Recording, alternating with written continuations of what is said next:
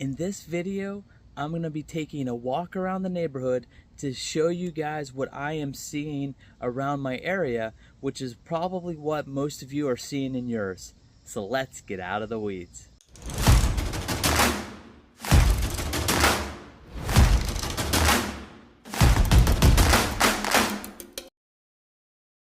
So what I'm going to do in this video is I'm going to take a walk around the neighborhood, try to highlight some of those spots that I showed in my last video and see how they've changed, see what new is kind of popping up, to really kind of talk about what's going on in the yards around my neighborhood, because a lot of you are probably going through the same exact things. Before I do that, I want to give you a quick update on some of the nutsedge that I had growing in my flower bed. So now you can see here with this nutsedge it is still all here. That's the thing to note with nutsedge, is that it does not just die off very, very quickly.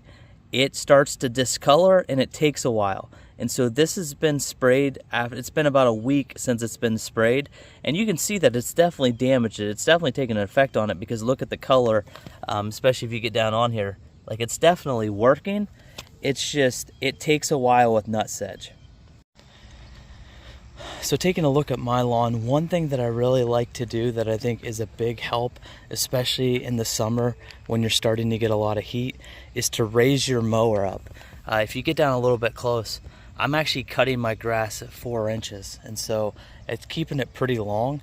I don't love keeping it at 4 inches, but during the summer when it's under a lot of stress, it's a huge help to just help in that hold in moisture, and just really helps me keep my lawn looking really good. Coming up on one of the neighbors' lawns, you can see you got some white clover here off to my right. That's a common one that you'll see pretty much most of the year. You can see the coloring here, it's showing pretty brown kind of throughout. It's just because of a lack of water. It needs more water here. It's just not getting enough naturally, and so it needs more of that. You can see the neighbor here right beside, so here's kind of those traditional tall fescue clumps. You can see the clumping grass kind of growing up through. And then you can actually see the neighbor here. Their whole yard is actually the tall fescue. And so the whole yard, it all blends in together because it's all really wide blade. And so that's one thing, you can do it just all wide blade, but if you have the thin stuff like Kentucky bluegrass, it doesn't blend well. But if everything is the tall fescue, then it looks fine. Then we got this lawn here, very well irrigated. They cut it a little low, probably for my liking, but it looks actually really nice. They definitely are keeping it lower than what I have mine. Their one major issue is, man, holy nutsedge. So that bad boy is going wild there.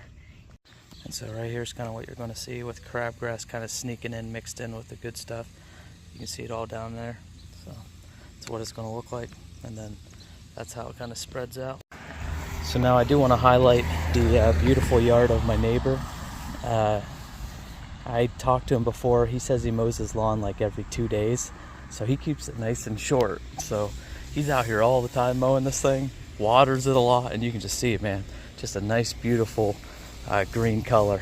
And so that's what happens. If you can take good care of it, mow it all the time, water it, fertilize it, you can have a nice, thick, healthy lawn, even in the heat of the summer. And this here is a perfect picture of tall fescue clump mixed in with some of your cool season grass. So you see everything is real thin, and you just get this big old, thick, nasty clump of grass that just sticks out like a sore thumb throughout the rest of your grass. And so it does better in heat and everything than some of the other grasses. So a lot of times it stays green while everything else kind of turns brown and goes dormant. It'll stay green on you. And so that's why this stuff really doesn't mix well with some of your other stuff unless you do it as your whole yard. Here you go again, kind of that prime area for yellow nutsedge. So you can see that growing up right there. So here you got a lot of crabgrass there kind of mixed in.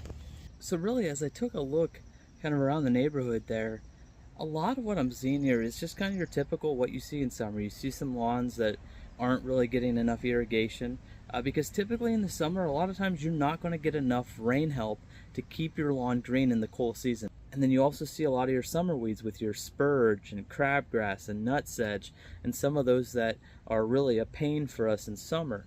Another one that you'll see that can very easily be confused with crabgrass is foxtail. Now the easiest way to really tell them apart is when they get to their seed heads. Foxtail is really named after that from its seed head. It literally looks like a foxtail, real furry, whereas the crabgrass seed head is real long and skinny, and so they look completely different that way. But hopefully you don't want to let it go that long to find out which one it is. But typically they look very similar. And the thing is whatever you're using to take control of crabgrass is also going to handle foxtail as well. And so now, kind of looking at where we are and kind of where we're going with our lawn care season, we're in like kind of a month lull or so where we're just more about surviving. Go out, mow your lawn when it needs mowed, fertilize when it needs fertilized, every 4 to 6 weeks.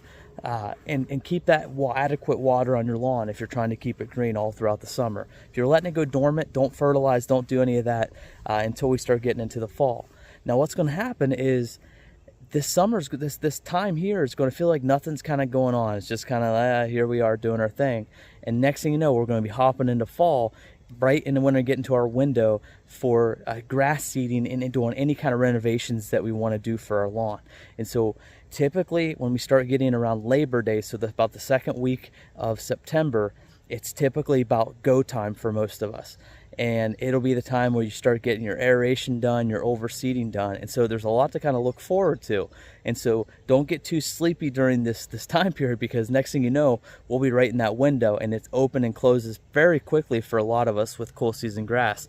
And so if you're planning on doing a lot of renovation to your lawn, you really want to make sure you start to kind of get some of that stuff planned now. If you're not planning on aerating your lawn yourself by renting an aerator, you may want to start getting ready to start getting on the books pretty soon, because they do book up fast, and next thing you know, they won't be out to your house till late October, and you'll far have missed your window for seeding, because they're going to be doing a lot of lawns. So if you're not doing it yourself, start getting on them early. Find out when you're going to get on the books so that you can try to get it on in that kind of second to third week of September to give yourself plenty of time to grass seed.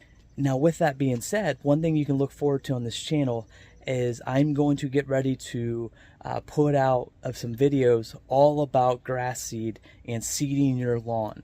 Now when it gets into the fall, I'll be doing some seeding stuff, so I'll actually be able to show you doing it. But leading up to it, you're going to have to start buying some of your products before you do it. And so I want to get out some content that's going to kind of walk you through everything you're going to need to know to make good, smart decisions for your lawn to get the best grass seed possible. So I'm going to be talking about the different types of cool season lawns, what to expect with each of them, and then I'll also start to get into, hey, when you're actually buying a bag, you have a bag in hand, what's in the bag, what is actually going to be happening to the lawn when you put it down, so that way you can make the best decision and give yourself the best opportunity to have the lawn of your dreams. So the thing with lawn care is just follow along week after week with this channel. I'm just kind of going over exactly what I'm doing on my lawn. I'm not doing any applications or things on my lawn that I'm not showing here on this channel. And so that's what I want this to be, is like, hey, if you want to learn to have a nice lawn, just you can watch this weekly, follow along with what I'm doing, and it'll help try to get you there. Now, if you ever have any questions, feel free to leave a comment on any of my videos, and I always try to respond very quickly, and I'm more than willing to help any of you if you have any questions. And so I want to help you guys out to have the nicest lawns. And so with that, I hope you guys enjoyed this video, and I'll see you next time when we get out of the weeds into a beautiful lawn.